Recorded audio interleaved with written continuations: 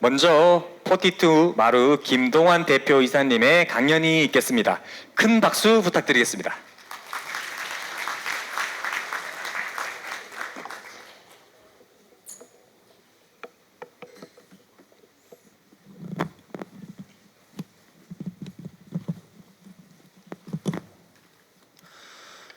네, 안녕하세요. 저는 과실련 AI 미래 포럼 공동의장을 맡고 있고요.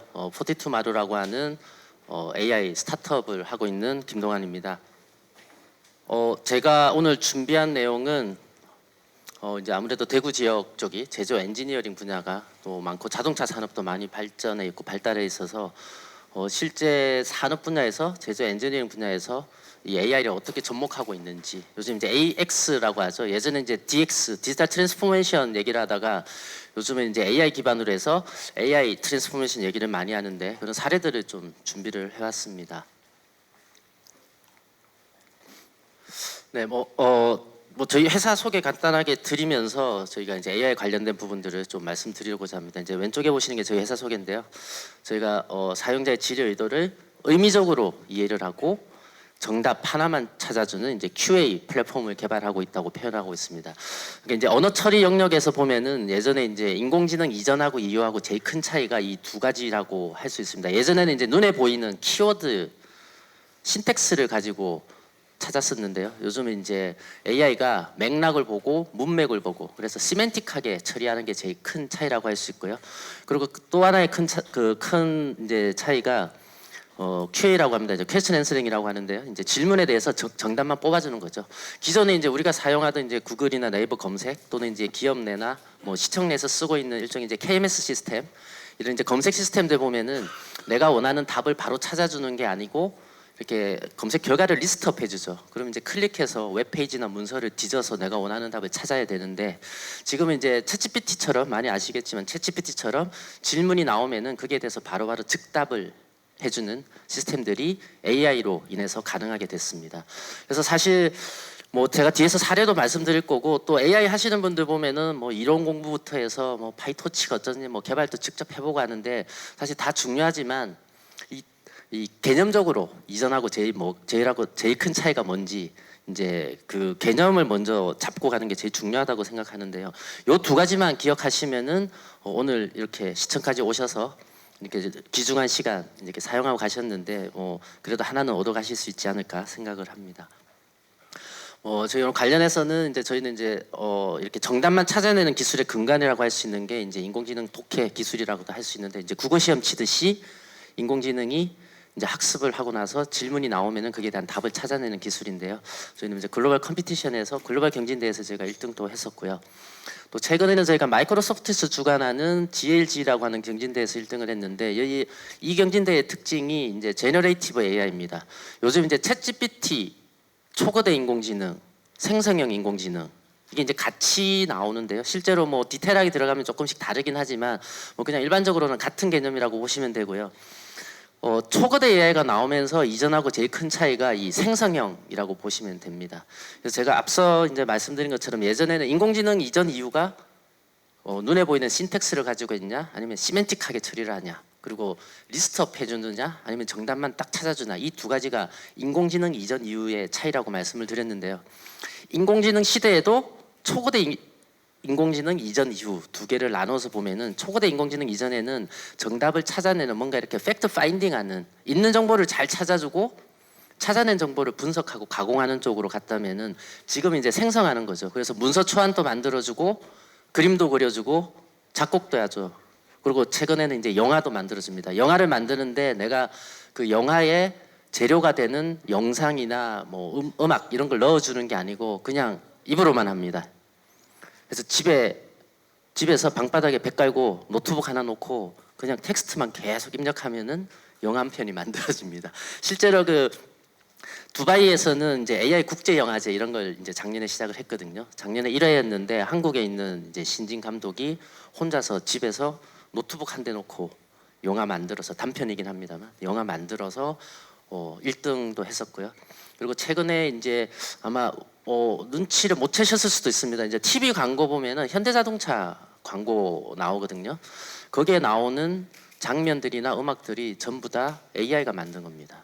거기 이제 현대자동차에서 나오는 이제 자동차 사진 그 이제 영상도 나오고 또 사람이 인터뷰하는 것도 나오거든요. 사람 얼굴도 나오는데 전부 다 AI가 다 만든 겁니다. 그래서 제가 들어보니까 그 엠블럼만 현대 마크는 그래도 이제 깔끔하게 예쁘게 해줘야 되니까 마크만 실사를 썼고 나머지는 다 AI가 만들었다고 하더라고요. 그래서 말이 좀 길어졌는데 인공지능에서 초거대로 오면서 제일 큰 차이가 이 생성형이라고 할 수 있고 근데 여기서 또 문제점이 있습니다. 뒤에서 말씀드리겠지만 생성을 하다 보니까 없는 걸 지어내기 시작합니다. 그러면서 이제 헐루시네이션이라고 하는 이제 환각 문제가 발생을 하기도 하고요. 그리고 이제 저희 회사 같은 저희 회사 얘기지만 이제 그 영국 파이낸셜 타임즈에서 선정하는 이제 아시아 태평양 고성장 기업에 저희가 선정이 됐는데요. 이전에는 이제 이런데 이제 우리나라 기업들도 뭐 마켓컬리라든지 이런 식으로 이제 주로 이제 오프라인에서 활동하는 쪽들이 됐는데 요즘은 저희 같은 이제 AI 기업들이 선정이 되고 있습니다. 이게 무슨 얘기냐면은 AI가 돈을 벌기 시작했다. AI가 돈을 벌기 시작했다는 거는 이미 기술에 머물러 있는 게 아니고 이미 상용화해서 활용할 수 있는 수준이 되고 있다는 거죠. 그래서 최근에 AI 버블 이런 얘기들도 많이 나옵니다. 그래서 몇 달 전에는 이제 GPU 만드는 엔비디아 주가가 일시적으로 폭락하기도 하고 했었는데요. 근데 실제로 오늘 설명드린 사례들처럼 실제 산업 현장에서는 이미 다양하게 상용화들이 되고 있습니다. 그래서 사실 지금 AI 도입을 좀 이렇게 꺼려한다기는 그렇고 좀 이렇게 좀 멈칫하는 경우들이 많이 있습니다. 이렇게 우리가 뭘 할지 스터디도 하고 연구해서 준비는 했는데 경쟁사가 하고 나면은 그때 하자. 우리가 굳이 먼저 해야 되냐? 이렇게 고민하는 경우들도 많이 있으신데요. 이미 상용화할 수 있는 수준의 기술들이 많이 나와 있기 때문에 과감하게 먼저 뛰어드셔도 괜찮을 것 같습니다. 저희 파트너사들인데요. 저희 클라이언트입니다. 그래서 보시면은 이제 저런 거죠. 저희 엔진을 반도체 전문가를 만들기도 하고요. 또 금융 쪽도 보면은 은행, 증권, 보험, 카드 다 다릅니다. 은행에서 한 20-30년 일하셨다고 증권가 가서 바로 잘할 수는 없거든요. 증권 가면은 거기에 대해서 또 스터디하고 이렇게 하는 기간들이 필요한데 이제 저희가 만드는 AI 엔진을 각 분야별로 도메인 특화시켜서 도메인 전문가 시스템을 만드는 거죠. 그래서 엔지니어링 분야도 보면은 자동차 쪽부터 해서 이미 조선해양 쪽이라든지 로보틱스 쪽, 그다음에 제철, 건설 이렇게 상당히 다양한 분야에서 이미 AI를 접목하고 계시고요. 그리고 AICC라고 하는 이제 AI 컨택 센터들, 콜센터에도 이제 많이 적용들을 하고 있습니다. 최근에는 또 법률이라든지 교육, 헬스케어 그리고 초거대 인공지능이 나오면서는 국방이라든지 공공행정 쪽에도 상당히 적극적으로 도입들을 하고 계십니다. 오히려 초거대 AI 나오고부터는 민간보다는 이제 공공행정이나 국방이나 이런 공적인 분야에서 초거대 AI 인공지능을 이제 도입하는 데 더 적극적이신 것 같고요. 구체적인 사례들을 말씀드리기 전에 이제 전반적인 AI 트렌드에 대해서 간략하게 한번 말씀을 드리겠습니다. 이제 빌 게이츠 형님인데요. 이렇게 마이크로소프트 만들고 이렇게 잘 하신 후에 이제 한참 동안을 이제 뒤에서 좀 자선 활동도 하고 이렇게 좀 계셨는데 작년에 전면에 나와서 이제 이렇게 한 말씀 하셨습니다. 그래서 The Age of AI라고 해서 이제 원래는 이제 The Age of Discovery라고 우리나라로 하면은 이제 예전에 이제 대항해 시대. 그러니까 이제 서구 여강들이 조금 안 좋은 얘기도 있지만 서구 여강들이 이제 배를 몰고 전 세계를 이렇게 탐험하면서 정복도 하고 막 이렇게 했었는데 그만큼의 파급 효과를 가진 AI, 대-AI 시대가 온다. 여기에 대해서 대비를 해야 된다. 이렇게 얘기를 했었고 실제 그 챗GPT 만든 오픈 AI 같은 경우에 이제 재작년 11월 30일에 세상에 이렇게 챗GPT를 내놓으면서 이렇게 글로벌리 이제 사회적인 반향을 많이 일으켰는데 빌 게이츠 같은 경우는 이미 그 2-3년 전부터 오픈 AI에 투자도 하고 지속적으로 멘토링도 해주고 준비를 해왔었고요. 국내도 그렇고 해외에서 나오는 이제 저널들 보면은 이제 2024년 올해죠. 올해부터 이제 이런 생성형 AI, 초거대 AI가 실제 상용화 될 거다. 상용화의 원년이 될 거다. 그리고 또 마이크로하게 보면은 이렇게 큰 모델들도 있지만 우리 분야에 특화시켜서 하는 이제 SLLM이라고 하는 이제 경량화 버전들을 이제 활발하게 개발들을 하고 있고요. 또 언어 처리 따로, 이미지 처리 따로 이렇게 하는 게 아니고 이렇게 종합적으로 이미지라든지 동영상이라든지 음성이나 사운드, 언어 처리 이런 것들이 종합적으로 가는 이제 멀티모달이 이제 대세라고도 할 수 있습니다.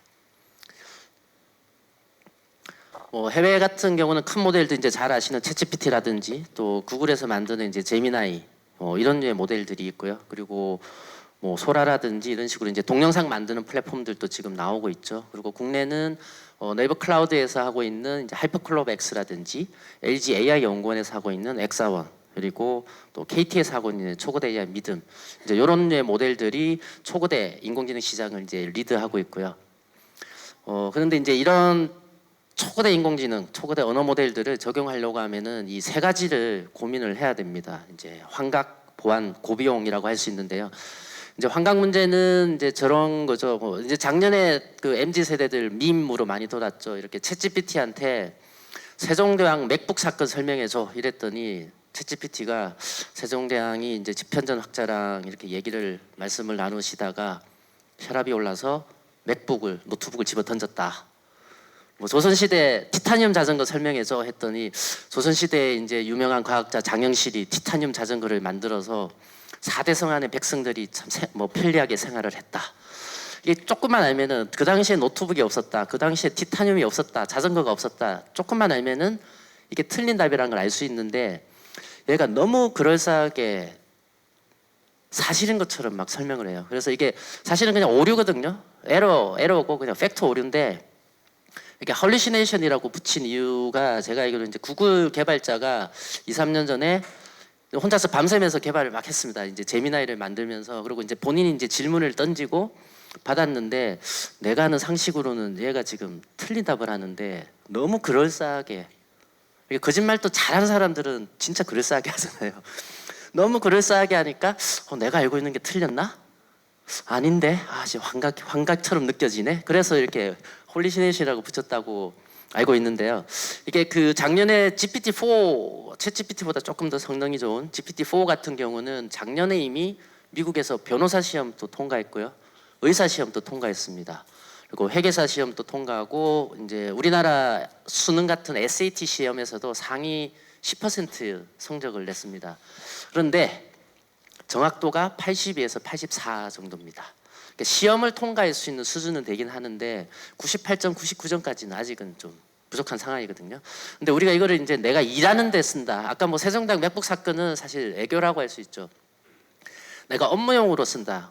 내가 우리 시 업무하는데 이걸 쓴다. 그랬는데 84점짜리를 믿고 뭔가 내가 일을 하고 의사결정을 한다? 상당히 불안하고 리스키합니다. 그래서 98점, 99점까지 시스템을 만들어야지 상용할 수 있는데요. 아직까지는 LLM이 어느 정도 좀 한계가 있긴 합니다. 이제 아직 90점 넘기기는 좀 쉽지 않은 상황인데, 근데 그런 것들을 이제 여러 가지 다른 기술들을 이제 상호 보완적으로 활용해서 이제 상용하는 작업들이 이루어지고 있고요. 또 하나는 이제 보안 문제죠. 이제 뭐 챗GPT나 이런 큰 모델들은 이제 우리 내에 설치해 주는 게 아니고 이렇게 API 형태로, 클라우드 형태로 쓸 수 있겠습니다. 그러다 보면 이제 작년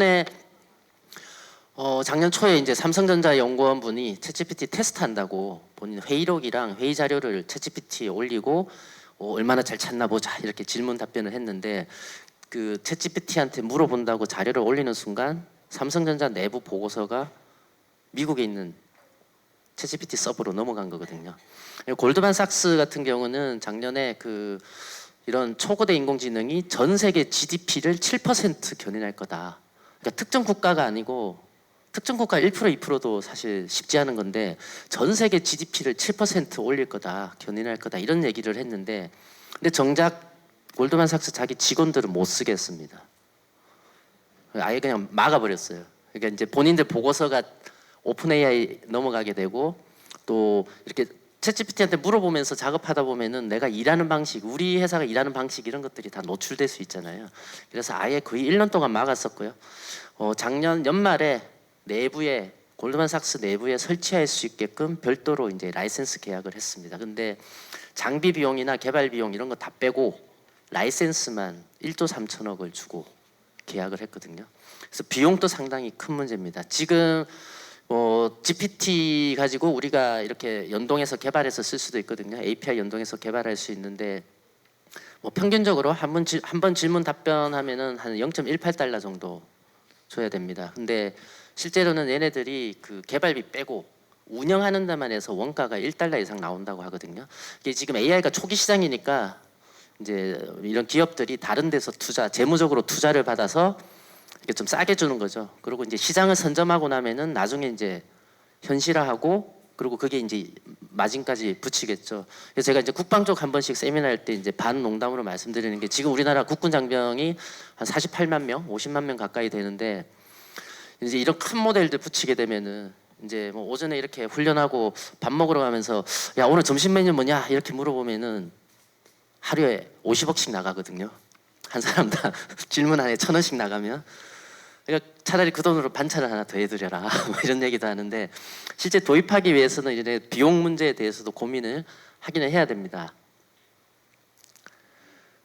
그래서 뭐 이런 문제를 해결하기 위해서 이제 환각 문제 해결하기 위해서는 이제 요즘 이제 RAG라고 하는 부분들을 씁니다. 이제 LLM이 답변을 할 때 네가 하고 싶은 대로 답변하는 게 아니고 내가 준 자료에 기반해서 해라 이런 식으로 이제 레인지를 좀 좁혀주는 거죠. 뭐 이런 류의 기술을 쓰기도 하고 근데 RAG만 쓴다고 해서 이게 환각 문제가 완전히 해결되지는 않습니다. 그래서 뭐 MRC라든지 날리지 베이스라든지 날리지 그래프라든지 이런 식의 이제 다른 기술들을 융합해서 쓰기도 하고요. 그리고 이제 경량화 모델들도 나오고 있습니다. 뭐 해외 같으면은 이제 라마라든지 클로드, 뭐 퍼플렉스티 뭐 이런 류의 이제 경량화 모델들이 나오고 있고 뭐 국내 같은 경우도 네이버에서는 이제 하이퍼클럽 X의 경량화 버전인 이제 대시를 만들어서 쓸 수 있게 해주고 있고요. 뭐 최근에 이제 LG AI 연구원 같은 경우도 챗 그 엑사원이라고 해서 이제 경량화 모델이 나왔었고 또 뭐 저희 같은 이제 중소 스타트업이나 이런 쪽에서도 이런 이제 경량화 버전들도 나오고 있고요. 요런 이제 경량화 버전들을 활용하게 되면은 이제 내부에 설치할 수 있게 온프레임으로 설치할 수 있게 해주기 때문에 보안 문제가 없어질 수도 있고 또 내부에 설치해서 사용하는 데 있어서도 비용도 상당히 저렴한 비용으로 활용들을 할 수가 있습니다. 예. 그리고 이제 또 하나의 특징이 이제 챗GPT 같은 류의 큰 모델들은 좀 법령적으로 설계되어 있습니다. 그래서 저런 거죠. 뭐 이렇게 내가 뭐 정치, 경제, 사회, 문화 무슨 질문을 해도 곧잘 답변해주고 그림 그려달라면 그림도 그려주고 뭐 작곡도 해주고 다 하는데 사실 근데 우리가 업무할 때 보면은 그림 못 그려도 상관없거든요. 운동 못해도 상관없고 대신에 우리가 본인이 이제 일하는 우리 부서 일하는 데 있어서 84점이 아니고 98점짜리가 필요한 거거든요. 최소 98점짜리가. 그래서 이제 경량화 버전들은 그 분야에 특화시키는 작업들을 합니다. 그래서 그림도 못 그리고 작곡도 못 하지만 반도체 분야에 대해서는 최소한 99점 이상 답변할 수 있는 이제 그런 시스템들을 만들 수 있는 게 또 하나의 특징이라고 할 수 있고요. 근데 이제 뭐 이런 식으로 얘기하면은 뭐 작은 경량화 모델들 특화시켜서 쓰면 되는 거 아니냐.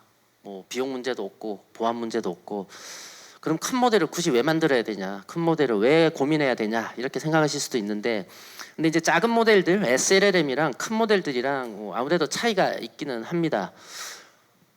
뭐 구체적으로 들어가면은 이제 좀 디테일하게 따져야 될 게 많긴 한데 그냥 개념적으로 말씀드리자면은 이제 좀 답이 정해져 있는 문제들이 있습니다. 그러니까 질의응답이라든지 요약, 분류 그리고 이제 문서 초안 작성하는 거 이런 게 약간 좀 디터미니스틱한 것들 답이 어느 정도 내가 기대하는 답이 어느 정도 정해져 있는 작업은 경량화 모델로도 충분히 가능합니다. 굳이 비싼 돈 주고 큰 모델 쓸 필요가 없고요.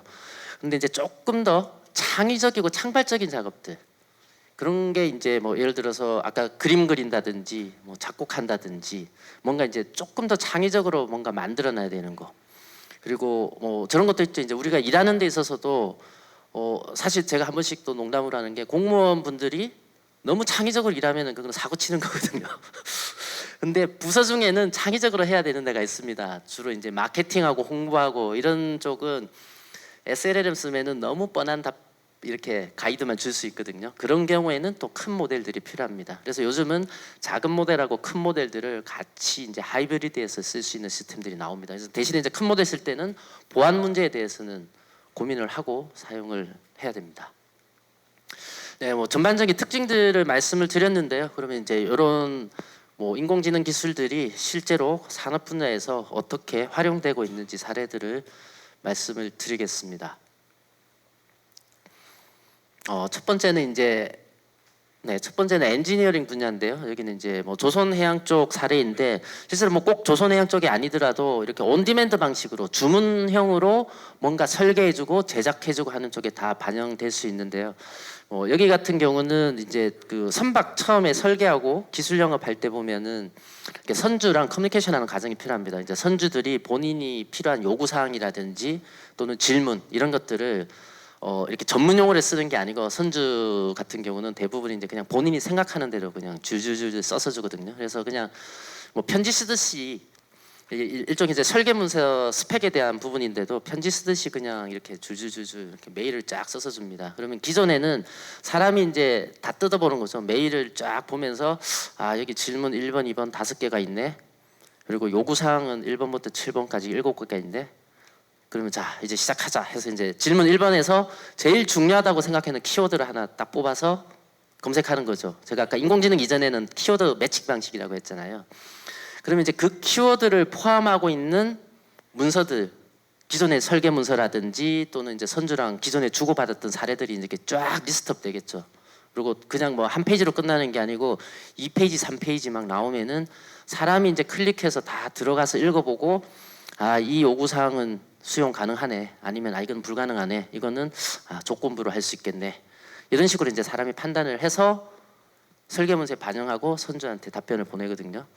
그래서 보통 이제 선주가 메일 한 통 보내면은 기존에는 주니어 엔지니어, 주니어라고 해도 한 뭐 학교에서 공부 전공하고 필드에 나와서 6년 7년 정도 한 분들이 이제 그런 역할을 하는데 주니어라고 해도 일주일 꼬박 걸렸었고요. 20년 이상 된 베테랑 분들은 그래도 이분들이 이제 기존에 경험이 있으니까 찾을 때도 그래도 잘 찾는 거죠. 이런 것들은 내가 이전에 봤던 경험이 있어. 그럼 키워드도 잘 선정하기도 하고 또는 선주가 선주가 보낸 문서에 없는 키워드를 내가 만들어서 입력하기도 하고 그렇게 해도 근데 이틀 이상 걸렸었거든요. 근데 지금 AI 도움을 받았습니다. 그래서 20년 30년 된 베테랑 분들이 이제 설계문서 파악하고 선주랑 커뮤니케이션 어떻게 했는지 기존의 사례들을 AI한테 다 학습을 시켰습니다. 그랬더니 지금은 선주가 메일 한 통 보내면은 지금 1시간 정도면은 내용 다 파악해서 회신까지 다 할 수 있고요. 지금 아직 적용은 안 돼 있지만 최근에 나오는 이제 초고대 인공지능들을 적용하면은 선주한테 뭐라고 메일을 보내면 되는지 메일 초안까지도 다 만들어 줄 수 있는 그런 기술들이 이미 준비가 되어 있고요. 좀 전에 이제 말씀드렸듯이 뭐 이틀에서 일주일씩 걸리던 작업들을 이제 1시간 만에 해결한다는 거는 이게 사실 뭐 업무 효율성 측면에서 상당히 획기적이라고 할 수 있는데요.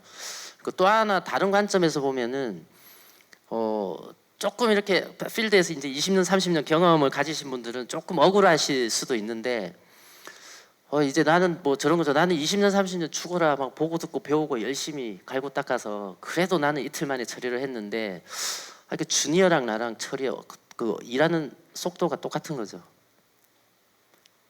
이런 부분들이 어떻게 보면 이제 AI의 큰 어떻게 보면 효용 가치라고도 할 수 있습니다.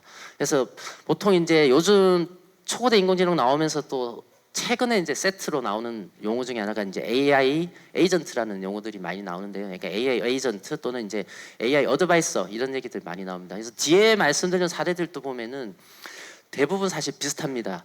베테랑 분들이 그 필드에서 어떻게 일하는지 기존의 사례들을 AI한테 계속 가르쳐 주는 거죠. 우리 사실 사람도 마찬가지잖아요. 이렇게 주니어들 들어오면은 학교 다닐 때 뭐 아무리 뭐 날고 뛰고 잘했다 하더라도 필드 오면은 또 필드에서 어떻게 일하는지 또 보고 듣고 배워야 되거든요. 그 과정들을 AI한테 학습시키는 거죠. 그러면은 AI가 완전히 신입이 오더라도 그 옆에서 20, 30년대 베테랑 분이 옆에 붙어서 이렇게 가르쳐 주듯이 AI가 그 역할들을 계속 해주고 있습니다. 비슷한 사례인데요. 여기도 엔지니어링 분야인데 이제 저런 건데 설계문서 같은 것들 이런 것들도 이제 AI가 만들어줍니다. 보통 이제 선박 같은 LNG선 제일 작은 LNG선 한 척도 엔지니어 50명이서 10개월에서 12개월 정도 해야지 이제 설계문서 하나 나오거든요.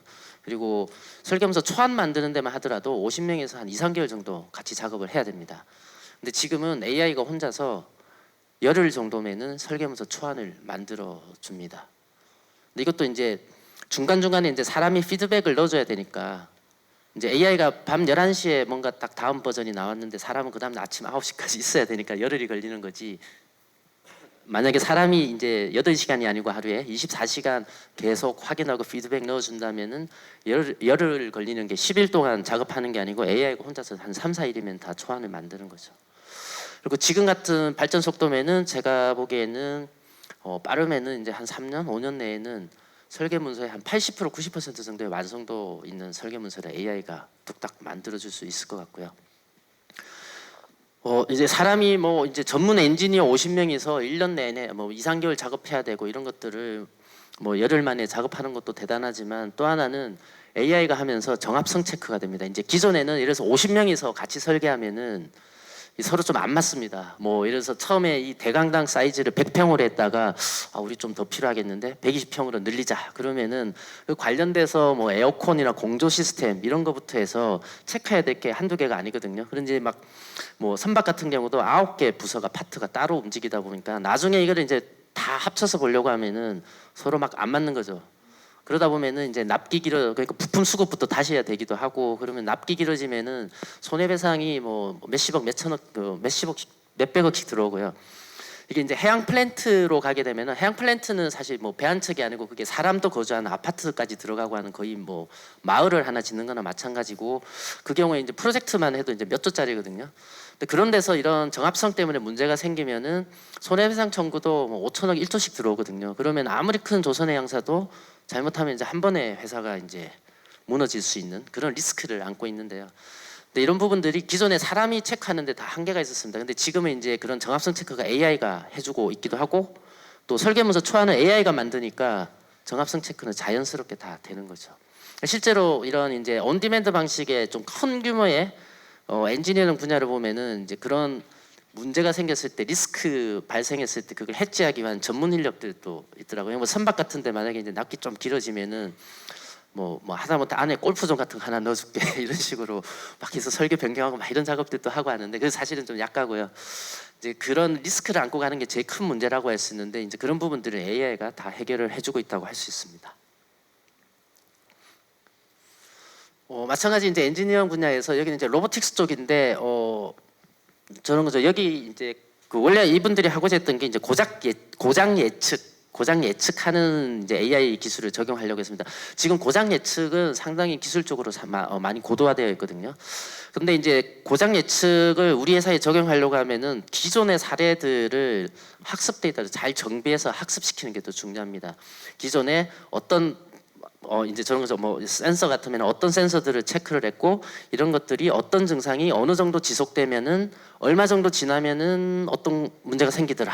이런 이제 사례들을 AI한테 학습시켜야 되는데 이분들이 이제 AI 고장 예측 솔루션을 적용하려고 봤는데 이게 기존 사례들이 정리가 하나도 안 돼 있는 거죠. 심지어는 같은 증상에 대해서도 이제 서로 다른 엔지니어가 서로 막 제각각 표준화도 안 돼 있어서 자기 마음대로 기재해 놓고 같은 엔지니어도 제가 작년에 적을 때랑 올해 적을 때랑 또 다르게 적어놓고 그래서 이 기존 사례들을 잘 정리해서 AI가 학습할 수 있게 해주자 했는데 데이터는 한 30년치 그래도 쌓여 있기는 했는데 이 학습 데이터로 정비하려고 했더니 이제 전문 엔지니어 10명이서 한 1년 반 정도 작업을 해야 된다. 근데 그것도 30년치는 엄두도 안 나고 10년치라도 하자.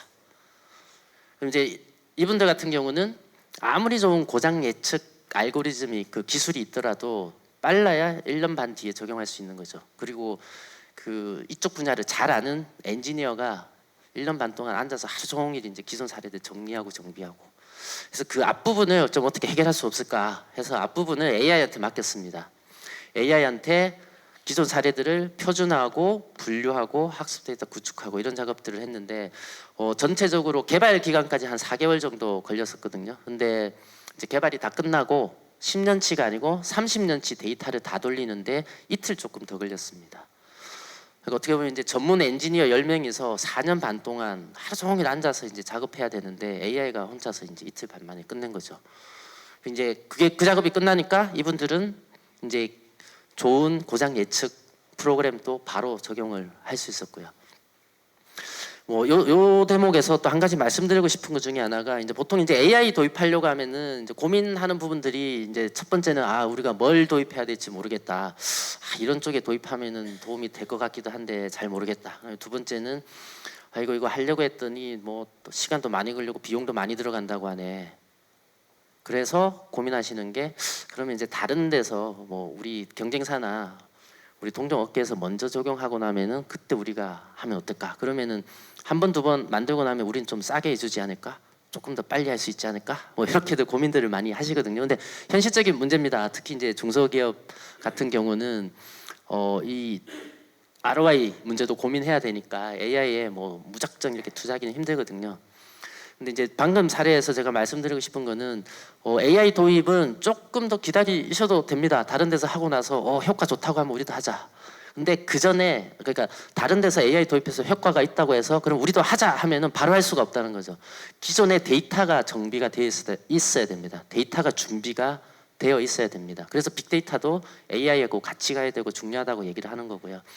그래서 만약에 이제 바로 AI를 적용하고 하는 게 부담스럽고 또 뭐 좀 고민스러운 부분들이 계신다면은 조금 미루셔도 됩니다. 뭐 6개월, 1년, 2년 미뤄도 되는데 그러면 그 전에 우리가 가지고 있는 데이터를 잘 정비하고 정리하고 하는 작업부터 조금씩 하시면은 나중에 좋은 사례들이 나왔을 때 우리도 빨리 그리고 조금 더 뭐 이렇게 저렴한 비용으로 적용하실 수도 있을 겁니다. 비슷한 사례인데요. 여기도 이제 그런 기존의 사례들, 여기는 이제 저런 겁니다. 자동차 그 서비스 센터인데요. 전국에 있는 자동차 서비스 센터인데 기술적으로는 기존 앞서 말씀드린 거 비슷한 걸 적용을 했습니다. 그래서 기존 사례들을 AI가 표준화시키고 어떤 증상, 여기는 이제 고장이 난 상태로 오니까 고장 예측은 아니고 네, 저희 위에 타이틀이 잘못됐는데 고장 예측은 아니고 이게 어떤 증상인지 AI가 표준화하고 여기서는 이제 핵심은 그래서 어떻게 정비하면 되는지 추천을 해주는 겁니다.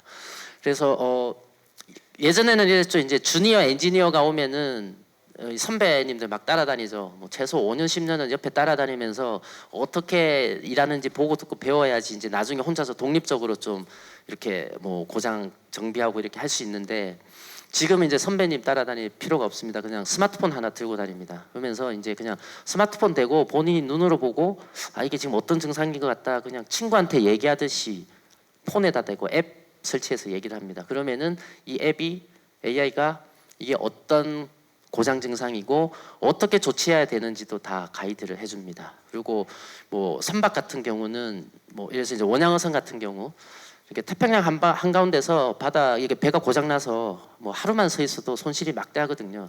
근데 그렇다고 그 배에 이렇게 같이 승선하고 있는 엔지니어가 그 배를 혼자서 다 고칠 수는 없습니다. 그리고 이게 뭐 원양어선 예를 들었지만 만약에 이제 뭐 군 쪽에 뭐 항모라든지 잠수함이 그랬다고 하면 이건 상당히 리스키하거든요. 그래서 뭐 기존에는 뭐 원양어선 같은 경우도 태평양에서 고장 나면은 엔지니어가 고치다가 안 되면은 육지에 전화하죠. 육지에 전문가한테 전화해서 막 화면 찍어서 보내고 심한 경우에는 헬기 타고 태평양 한가운데로 막 날아갑니다. 또 한 방에 못 가서 중간에 막 격리해서 기름 넣고 가고 막 이러는데 지금은 그냥 스마트폰 한 대로 다 해결합니다. 그래서 카메라를 그냥 스마트폰 카메라 켜고 딱 고장난 데 갖다 대면은 그 AI가 이게 어떤 증상인지 이제 영상 인식해서 찾아내고 어떻게 조치하는지도 화면에 뜹니다. 이렇게 AR이라고 하죠. 버추얼하게 이렇게 카메라 대면은 화면에 이게 이중으로 화면이 뜨면서 뭐 오른쪽으로 나사를 3번 돌리고 어쩌고 이런 것들도 이제 다 가이드를 해주거든요. 그래서 그런 식으로도 이제 적용들이 많이 되고 있습니다. 뭐 검사 성적서 이런 것들도 이제 다 자동으로 분류를 해서 그 OCR이라고 하죠. 이제 주로 이제 문서로 뭐 팩스 문서 같은 것도 있을 거고요. 그다음에 뭐 조금 다른 사례일 수 있지만 그 저기 우리 뭐죠 이렇게 인사팀 같은 경우에 그 진단서 떼서 보내면은 그 총무팀에서 사람이 다 보고 손으로 다 옮겨 적잖아요. 옮겨 적는 과정에서 뭐 동그라미 하나가 빠질 수도 있고 오류들이 있을 수도 있는데 지금은 그냥 그 뭐 팩스 문서가 됐던 그다음에 그 진단서 같은 것도 뭐 총무팀 갈 필요도 없고 그냥 카메라 찍어서 보내면은 AI가 그 OCR이라고 이제 판독하죠. 판독해서 그게 대해서 값들도 자동으로 뽑아내서 다 이제 내부 시스템하고 다 연동을 해서 적용들을 하고 있고요. 뭐 그 외에도 사실 엔지니어링 쪽에 사례들이 많이 있는데 요즘은 이제 그런 것들 아예 플랫폼화하는 경우도 있습니다. 여기는 이제 생견이라고 그 이렇게 특정 사기업은 아니고 이렇게 이제 그 중소기업들, 제조업들이 이제 일을 잘할 수 있게 도와주는 기관이라고 할 수 있는데 그 뭐 앞서 사례 말씀드렸던 사례들뿐만 아니고 이제 여러 가지 그런 솔루션들을 이렇게 구축해서 올려놓고 특히 이제 중소기업들이 이 AI 솔루션 도입하려고 하면은 뭐 1억, 2억도 부담스럽거든요. 그래서 아예 플랫폼화해서 올려놓으면은 내가 필요한 기능만 필요한 만큼만 사용하고 사용한 만큼만 이제 과금하는 비용을 낼 수 있게 그리고 이제 정부 지원 받아서 이렇게 50대 50으로 반만 내도 사용할 수 있게 이런 이제 플랫폼을 만드는 이런 작업들도 하고 있고요. 그래서 뭐 기회가 된다면은 뭐 대구시 산하 기관들에서도 이런 플랫폼을 만드는 것도 뭐 고민해 보시면은 좋지 않을까 싶습니다. 뭐 자동차 쪽 이런 쪽도 이제 AI 어시스턴트죠. 기존에 이제 AI 뭐 인공지능 스피커라든지 또는 이제 차량 내에 그 AI 어시스턴트 이런 쪽으로도 많이 적용됩니다. 그래서 여기는 뭐 저희가 현기차하고 싱가포르에서 한 건데 이렇게 차량 시승할 때 이렇게 옆에 딜러 분이 앉아서 막 이렇게 계속 떠드는 게 아니고 이렇게 옆에 딱 두고 얘가 앉으면은 얘가 이제 시승 경로 안내도 해주고 뭐 지금 내가 타고 있는 차나 아니면 이제 다른 자동차 관련된 모든 질문을 하면은 답변을 찾아서 이렇게 해주고요. 그리고 딜러분들은 그 옆에 앉아서 광파는 게 아니고 이제 뭐 본인 동의하에 사무실에서 이렇게 보고 있습니다. 그래서 이 시승하고 있는 분이 어떤 질문들을 하는지 그걸 들으면서 아, 이 사람은 어디에 관심이 있구나. 그럼 이제 셀링 포인트를 찾는 거죠. 이 사람한테 세일즈 할 때 어디에다가 포인트를 두고 팔지 이제 그런 것들도 이제 다 찾아내고 그러니까 분석해주기도 하고요. 네, 요약 기능들도 지금 초고대 인공지능이 나오면서 요약 기능도 상당히 좋습니다. 이제 초고대 인공지능 그러니까 이전에는 요약이 있긴 했죠. 요약이 있는데 약간 좀 발췌형입니다. 이제 문서에서 중요하다고 생각되는 문장 몇 개 뽑아서 주거든요. 그래서 요약 기능이 사실 저희 언어 처리 쪽으로 보면은 한 30년 이상 뭐 제대로 해결하지 못했던 그래서 뭐 국내외 포털이나 이런 뉴스 서비스 하는데도 보면은 요약 기능이 이미 십몇 년 전부터 서비스 하긴 했는데 계속 이렇게 베타 딱지를 붙여놨었거든요. 근데 최근에는 생성형, 그러니까 그 생성형으로 이렇게 요약을 해주고 있고요. 그래서 뭐 논문이라든지 특허라든지 뉴스, 뭐 책 이런 것들도 요약해주고 이게 잘 쓰는 분들 보면은 뭐 내부의 시스템 도입 안 해도 됩니다. 기존에 지금 현재 나와 있는 서비스들 잘 쓰면 되고 뭐 짧게 말씀드리면은 예를 들어서 그 대학 교수님들 같은 경우에 이제 새로운 논문 토픽 우리 연구실이 이제 앞으로 2, 3년 동안 뭘 연구할지 이런 거 찾을 때 보통 기존에는 한 석 달, 몇 달 걸렸거든요. 본인이 이제 구글링해서 막 찾아서 기존 논문들 다 읽어보고 방향 정하고 막 이렇게 했는데 지금은 그냥 AI한테 다 시킵니다. 그래서 뭐 예를 들어서 이 나와 있는 서비스들 중에 퍼플렉시티라고 있습니다. 얘가 이렇게 일종의 이제 자료 찾는, 서칭하는데 잘 특화되어 있습니다. 그래서 퍼플렉시티한테 내가 토픽 하나 그냥 단어 하나 딱 던져주고 야 이거 관련된 논문 가져와봐 하면은 얘가 전 세계에 있는 관련된 논문들을 쫙 다 가져옵니다. 그러면은 내가 그걸 하나하나 읽는 게 아니고 챗GPT한테 카테고리별로 분류를 시키고요.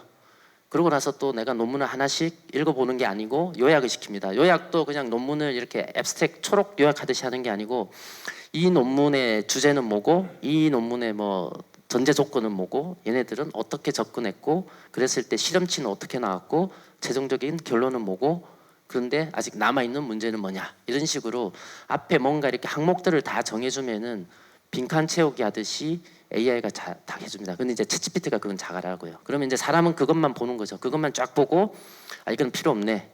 이거는 내가 좀 깊이 있게 읽어봐야 되겠네. 그런 거 판단해서 이제 몇 개만 보면 되고요. 그래서 예전에는 3개월, 4개월씩 걸리셨는데 요즘은 한 일주일 정도면은 앞으로 이제 우리 연구실이 3년, 5년 동안 뭐 먹고 살지 찾아내는데 활용들을 하고 계시다고 하더라고요. 이제 유사한 것들이 이제 뉴스 큐레이션 이런 쪽도 쓰입니다. 이제 뭐 예를 들어서 이제 그 증권가의 애널리스트 분들 보면은 예전에는 이제 새벽에 눈 뜨면 이제 미국 장 끝날 때 눈 뜨고 뉴스 막 뒤져보고 하거든요. 뭐 CNN TV도 보고 뭐 야후 파이낸셜 뉴스 보고 막 했는데 지금은 뭐 일찍 일어날 필요가 없습니다. 아침에 눈 뜨면은 내가 관심 있는 종목에 대해서 얘가 다 추천해 줍니다. 초거대 인공지능으로 가면서 추천 쪽도 기존하고 큰 차이 중에 하나가 초개인화되고 있습니다. 완전히 마이크로 세그멘테이션에서 나한테 딱 맞는 것만 추천해 주고요. 그럼 내가 추천해 준 뉴스를 클릭해서 읽어보느냐 안 읽어봐도 됩니다. 앞서 말씀드렸던 그런 요약 뉴스 내용을 딱 두세 줄 깔끔하게 요약해 줍니다. 그리고 요약을 보고 나서 그러면 테슬라 주식이 왜 올랐지? 그러면 이제 들어가서 클릭해서 읽어보느냐? 클릭을 안 합니다. 그것도 이제 질의응답 시스템 챗GPT처럼 그래서 테슬라 주식이 왜 올랐는데 하면은 얘가 뉴스 기사를 분석해서 주고요. 최근에 나오는 기술들은 그러면 나는 오늘 우리나라 장에서 어떻게 해야 되냐? 그러면 이제 우리나라 장에서 어떻게 접근해야 되는지 전략들도 다 추천들을 해주고요. 뭐 기업이나 공공 쪽에서도 그 보통 이제 뉴스 모니터링들 많이 하죠. 아침에 이제 홍보팀이나 이제 에이전시에서 우리 회사나 우리 분야 관련된 뭐 우리 부서까지는 아니죠. 이렇게 주는데 사실 아무도 안 읽어보거든요. 그냥 우리 회사 키워드 하나 들어가면은 그냥 다 뽑아서 주고 클릭해서 읽어봐야 되고. 근데 지금은 완전히 마이크로 세그멘테이션 해줍니다. 그러니까 같은 회사 내에서도 부서에 따라 관심사가 다를 거고요. 같은 부서 내에서도 역할이나 직급에 따라서 관심사가 다른데 지금은 전사가 똑같은 뉴스를 주거든요. 그래서 아무도 안 읽어보는데 이런 이제 AI 기술들을 쓰게 되면은 완전히 나한테 내가 관심 있는 분야에 특화된. 그러니까 우리 직원이 500명이다. 뭐 우리 시에 근무하는 사람이 10,000명이다 하면은 그 10,000명 각각의 다 다른 추천 뉴스를 추천해 줄 수 있다는 게 지금 초거대 인공지능의 특징이라고도 할 수 있습니다. 뭐 법무 계약서 같은 것들도 이제 AI가 하는데요. 뭐 계약서상에서 이렇게 뭐 독소장을 찾는다든지 그리고 아까 설계문서 말씀드린 것처럼 계약서상에 이제 똑같은 내용인데 위에는 뭐 손해배상이 2.75% 되는데 밑에는 뭐 3.75 뭐 이렇게 돼 있을 수도 있는데 이제 그런 이제 정합성 체크들도 이제 해주고요. 그리고 이런 류의 계약서에는 반드시 들어가야 되는데 누락됐다 이런 것들도 찾아주고 최근에는 초거대 인공지능 쓰면은 계약서 초안 같은 것들도 AI가 다 만들어 줍니다. 그리고 더 나가서는 이렇게 표현을 해놓으면은 나중에 다툼의 여지가 있다. 이런 것도 AI가 얘기를 해줍니다. 사실 앞서 말씀드렸던 뭐 독소 조항 체크하고 뭐 정합성 체크하고 이런 것들은 어떻게 보면 이제 팩트 기준으로 비교해서 체크하는 거거든요. 근데 다툼의 여지가 있다는 거는 이 사람의 판단이 들어가는 영역입니다. 그렇기 때문에 판사가 있고 검사가 있고 변호사가 있는 건데 최근에 나오는 인공지능은 이제 건방지게 사람의 판단 영역까지도 침범을 하기 시작했다는 거죠. 물론 이제 얘가 이제 클리어하게 기다 아니다 주는 게 아니고 이렇게 다툼의 여지가 있을 수 있으니 잘 체크해봐라 이런 식으로 이제 가이드해주는 그런 기능이라고 할 수 있습니다. 뭐 감정 분석 이런 쪽도 하고 있고요. 뭐 언어 처리 저희 언어 처리 영역에서 보면은 사실 한국어가 제일 어렵습니다. 뭐 노란색 하면은 영어는 옐로우 하면 끝이거든요. 근데 한국어는 노랗다, 누렇다, 누리끼리하다, 노르스름하다 표현도 상당히 많고요. 그리고 이제 사투리도 많고 또 이 활용형도 많죠. 똑같은 표현인데 이제 활용형이 다르기도 하고 또 한자에 기반한 용어들, 단어들이 많다 보니까 이렇게 좀 동음이어 이런 것들도 많이 있고요. 그리고 이제 언어 처리하는 데 있어서 저희가 이제 제일 환장하는 것 중에 하나가 이제 반어법들. 잘 먹고 잘 살아래 하면은 이게 진짜 잘 먹고 잘 살라는 얘기인지 아니면은 이 자식이 지금 비꼬는 건가? 사람도 이렇게 그 맥락을 모르면 판단하기 힘들잖아요. 근데 아까 제가 처음에 말씀드릴 때 인공지능으로 넘어오면서 문맥을 보고 맥락을 판단한다고 말씀드렸잖아요. 그래서 비꼬는 말들도 찾아낼 수 있습니다. 뭐 그리고 저런 것도 있죠. 반어법 같은 경우도 나는 지금 무슨 말 하는지 알 수 있을 것 같기도 하고 아닌 것 같기도 하고 잘 모르겠는데 어쩌고 이런 것부터 해서 나는 지금 기분이 좋지 않다고 할 수 없지도 않다 뭐 이러면은 저 인간이 지금 기분이 좋다는 게 아니다는 게 막 예전에는 제가 처음에 말씀드린 것처럼 얘가 그냥 눈에 보이는 키워드를 가지고 하기 때문에 반어법으로 2번, 3번 꼬우면은 이거를 또 이렇게 다 이렇게 표 만들어 놓고 1번 꼬았네, 2번 꼬았네, 3번 꼬았네 이렇게 할 수는 없으니까 기분이 좋지 않 하는 순간 이거 부정적인 단어네 안 좋은 걸로 해버리자 해서 그냥 거기서 끝내버렸거든요. 사실은 기술적인 한계가 있어서 그냥 포기한 거나 마찬가지인데 지금은 맥락을 보고 문맥을 보고 시멘틱하게 처리를 하니까 2번 꼬우든 3번 꼬우든 15번을 꼬우든 20번을 꼬우든 이제 AI가 다 판단을 할 수 있는 거죠. 마지막으로 이제 말씀드릴 거는 이제 최근에 이제 이런 초거대 인공지능이 나오면서 많이들 고민하시는 것들 아까 말씀드렸다 이거 우리 분야에 어떻게 적용할 건가 이제 이런 사례들도 많이 있지만 이렇게 어떻게 보면 조금 손쉽게 적은 비용으로 빠르게 적용할 수 있는 것 중에 하나가 이렇게 업무 보조하는 이제 에이전트라고 할 수 있습니다. 이제 그냥 저런 거죠. 이제 우리 회사에 있는 업무 매뉴얼들 그리고 우리 분야에 관련된 전문 서적들 이런 것들을 AI한테 학습시켜서 아까 말씀드렸던 그런 사례들처럼 옆에 이렇게 20, 30년 된 베테랑 도움 받으면서 할 수 있게끔 AI한테 물어보면서 할 수 있는 그런 솔루션들이 지금 상당히 고도화되어 있고, 그리고 그냥 뚝딱하면 만들 수 있게, 뭐 개발비 엄청 들여서 하는 게 아니고 솔루션 도입해서 우리 데이터 연동만 하면 바로 쓸 수 있게 하는 이제 그런 솔루션들이 많이 나오고 있고요. 또 뭐 비용이 문제가 되면은 뭐 보안에 문제가 없는 선에서는 이렇게 그 API 클라우드 형태로 SaaS 형태로 이제 쓰는 만큼만 비용을 낼 수 있는 그런 솔루션들도 나오고 있습니다. 네, 뭐 그 외에도 사례가 상당히 많이 있는데요. AI를 도입하는 데 있어서 제일 손쉬운 방법이 물론 이제 우리가 잘 고민하고 우리가 가지고 있는 문제가 뭐고 이걸 AI를 통해서 어떻게 해결할 건가 그런 방법을 찾아가는 것도 있지만 제가 오늘 사례 말씀드린 거 말고도 상당히 다양하게 많이 있습니다. 그리고 뭐 이 장표에 없는 것들도 상당히 많이 있을 거고요. 그래서 다른 데서 어떻게 하는지 보는 것도 방법일 것 같습니다. 특히 초기 시장이라서 우리 동종업계 또는 우리 동종업계가 아니더라도 다른 업종에서 한 것도 우리한테 맞을 수 있거든요. 그래서 뭐 AI 자체에 대해서 공부하고 막 열심히 연구하고 하는 것도 중요하지만 그거보다는 다른 데서 어떻게 하는지 보고 보시다 보면은 저거 우리가 고민하던 건데 이미 누군가 해서 하고 있을 수도 있습니다. 그럼 우리는 빨리 손쉽게 도입할 수 있거든요. 그래서 기회가 되면은 여러 사례들을 많이 접해 보실 수 있으면은 좋을 것 같습니다. 네, 뭐 이상으로 제가 준비한 발표는 마치도록 하겠습니다. 예, 감사합니다.